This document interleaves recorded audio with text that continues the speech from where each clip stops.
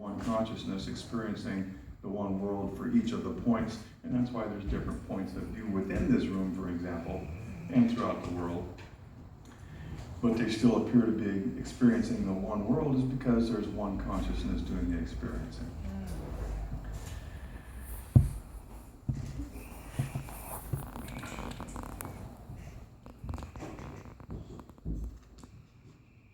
So we don't have any evidence whatsoever that individuality exists. Yet here we are, aren't we? Yes.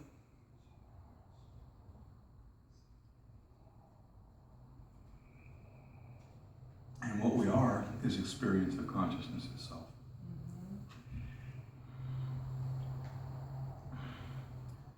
Okay, we have this idea that the world, the physical world, the world that exists, that has its existence before thought. I think I skipped something. This is important.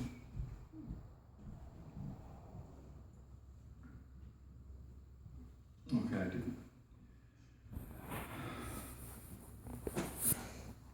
We have this idea that there are thoughts and sensations that you're having, but the you that's having those things, there's no evidence that the you is not shared. We don't have any evidence. We have a religion of materialism. We have a belief that things have their own existence. And that's what I was saying I was going to refute. Pretty much everything you hear from a pulpit, any pulpit, and actually our language is predisposed to that. It's hard to get away from it.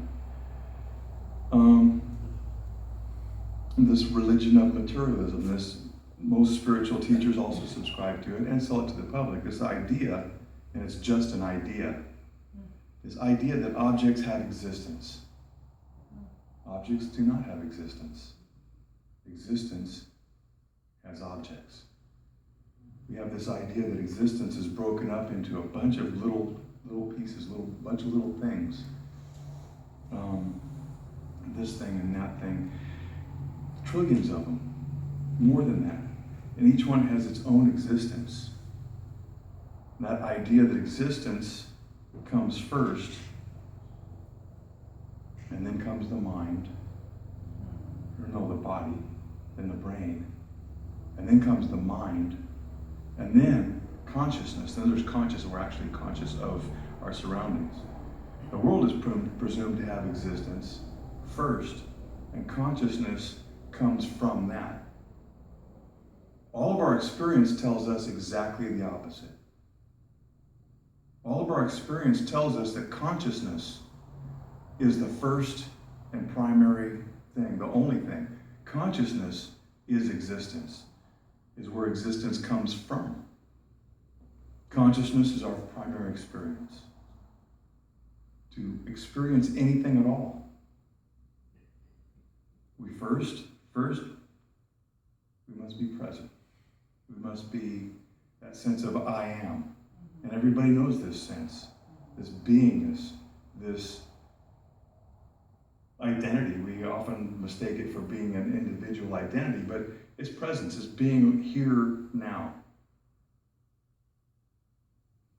And once you're present, you must also be aware. That makes consciousness. And in order to experience anything, that must happen first. All things come after consciousness. Awareness is unbreakable. You can't parcel up awareness into a bunch of little pieces. You can't, just imagine, can you have a thought or an experience that breaks or fragments awareness into a bunch of little pieces of awareness and there's voids in between it? It doesn't happen. Awareness is we want to call it spirit. There's a lot of names that we want to give to it, but it's undivided, indivisible.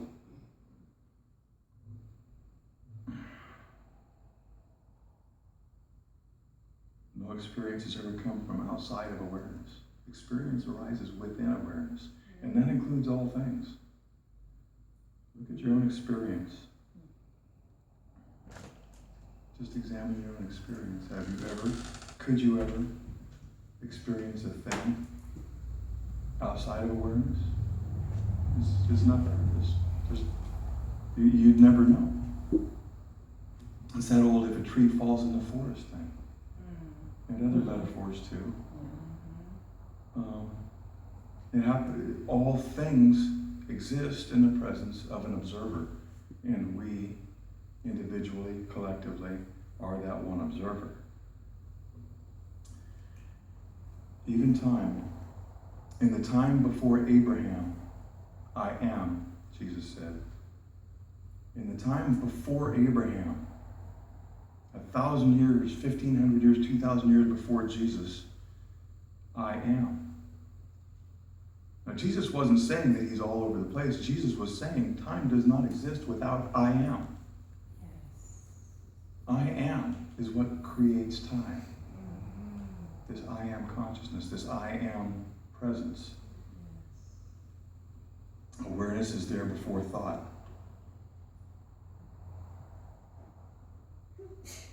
Take a thought, any thought.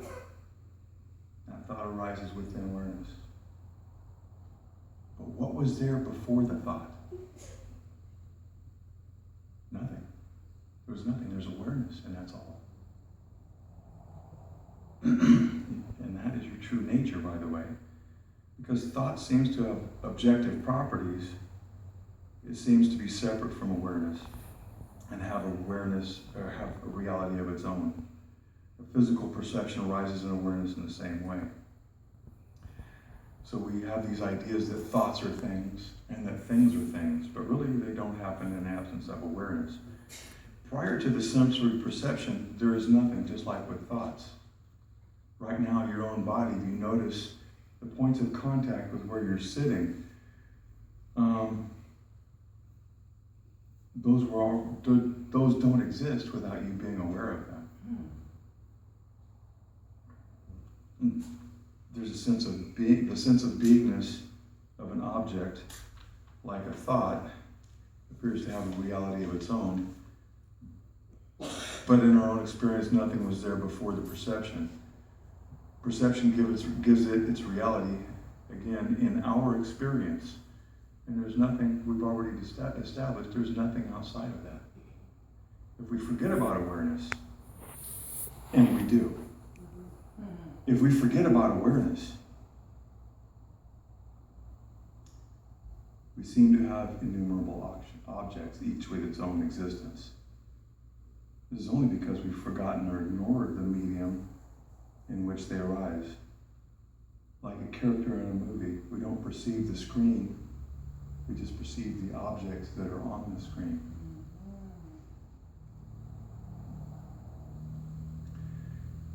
At some point,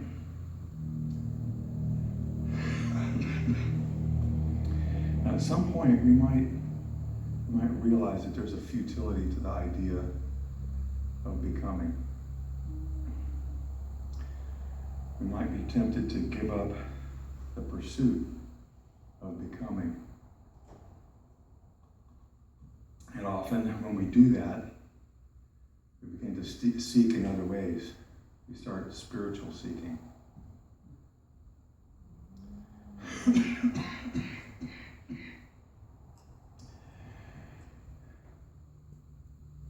We hear people say things like, we're spiritual beings, having a physical experience. Again, 7 billion spiritual beings, little parcels of beingness, separate from other parcels of beingness.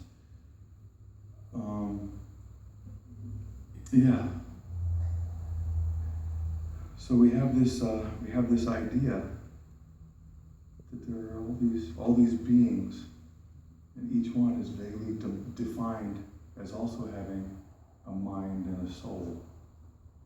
Again, objects, which, as we discussed, have no being and no existence. So that's just not true. We like to say it's true. We like to think that that's the way it is, but we have no experience to support that either. So,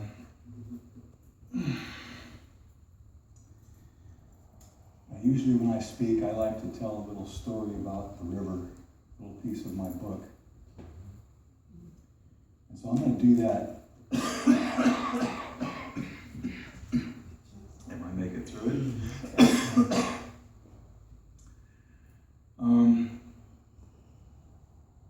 There was at Whitewater Guide School. My whole book is about experiences from Whitewater Guide School. Multiple guide schools, both as a student and as a teacher. So there was this one school, one class. We all hopped in the van and threw the boats on the trailer behind the van, and we drove up the river to the most dangerous rapid on the river, one they called Widowmaker. And for good reason, people had died there. And we stopped to scout that one particular rapid. It's always a good idea to have a look at things that are dangerous before just jumping in blindly. And so we sat there watching, and one of the other outfitters was running small groups of pre-season people. And so their boat was coming down the river. I didn't see where they had done any scouting. And in this rapid, the rapid is really quite brief. There's one giant hole that you either make it through or you don't. And if you don't, you have potential for a very uncomfortable swim. Then, like I said, people have died there. So this boat comes sliding down the river, and without any effort to avoid the hole whatsoever, just blasted right into it. And they made it through. I was saying to Julie, who was the lead guide at this particular instance, I said, man, the first boat always skips that big hole and pulls over the side to catch any potential swimmers from the subsequent boats. It's just not a good idea to do. So just about that time, the second boat is coming up, approaching, and they're all full speed ahead, paddling hard. In the front of this boat, there are 4 grown men, followed by two people side by side, 4 grown men in the front, and 2 kids, 10, 12 years old, and then the guide at the back. And they dropped into that hole and almost completely stopped the boat and launched the paddle guide off of the back of the boat onto this 10-year-old girl sitting in front of him, and smashed her against the man sitting in front of her, and they made it through the hole. And to my knowledge, nobody was seriously injured, but it really didn't look good at all. And one of our guide students, who had worked very briefly for another outfitter in another state and needed this class to get certified locally, he yelled, "Oh yeah, that's how you do it. You take them out and thrash them. That way they give you bigger tips." And Julie, the lead guide, I could see her face just instantly flush, and she turned around and she says, "That's bullshit." She said, "You don't ever deliberately put a passenger in danger.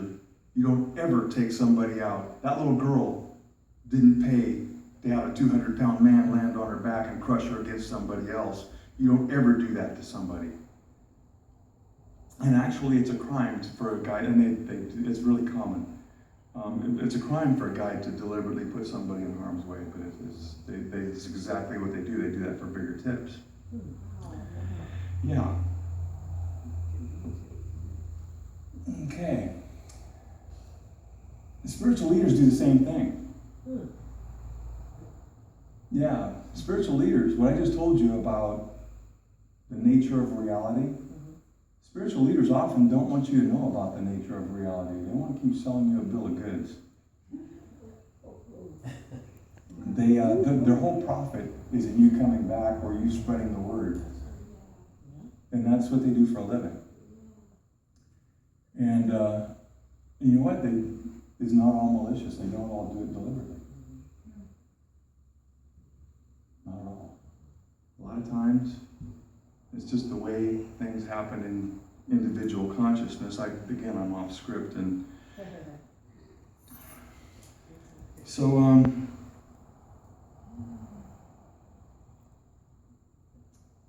we get these ideas about, well, for instance, there's a pretty well-known guy likes to take people and have them do this walking on hot coals thing. It's a hoax. Seriously, it's a hoax. You guys ever barbecue in the backyard in the nighttime and that barbecue is glowing and everything? Yeah. What happens when you turn on the porch light? There's nothing there but ash.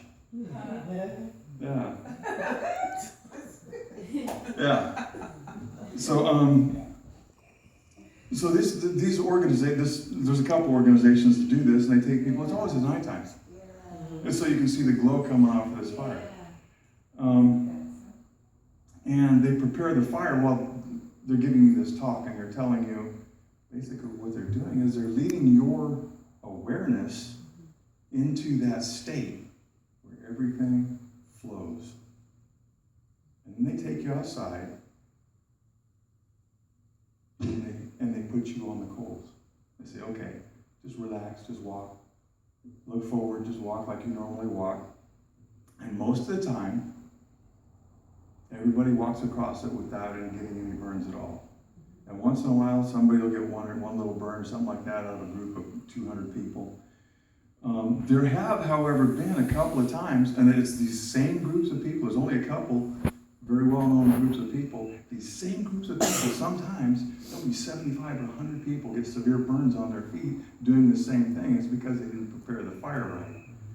Now they'll tell you that you're walking across 1,500 degree hot coals, 1,800 degree, 1,200 degree, whatever. If you were to take a steel plate, I've been working with steel for several decades now. If you were to take a steel plate and heat it up to where it starts to glow, that's about 800 degrees, and it gets bright red at 1,000 degrees. And at 1,200 degrees, it's like almost white hot. And if you were to take a 1,200 degree steel plate and touch it in any way, you would be instantly severely injured. And when people get injured doing the hot coal walk, that's exactly what happens. They come in contact with one small piece of 1,000 to 2,000 degree material and they get a burn. Now this is going to give you the idea that you're like superhuman or something. Actually, you're experiencing the same thing anybody else would experience. I had a scuffle with my brother, a drunken scuffle many years ago next to the campfire, and we tromped through the campfire and neither one of us got burned. But that doesn't mean a drunken scuffle is a spiritual exercise. And it's not. So, yeah, and then other times people want to seek experience from dead masters.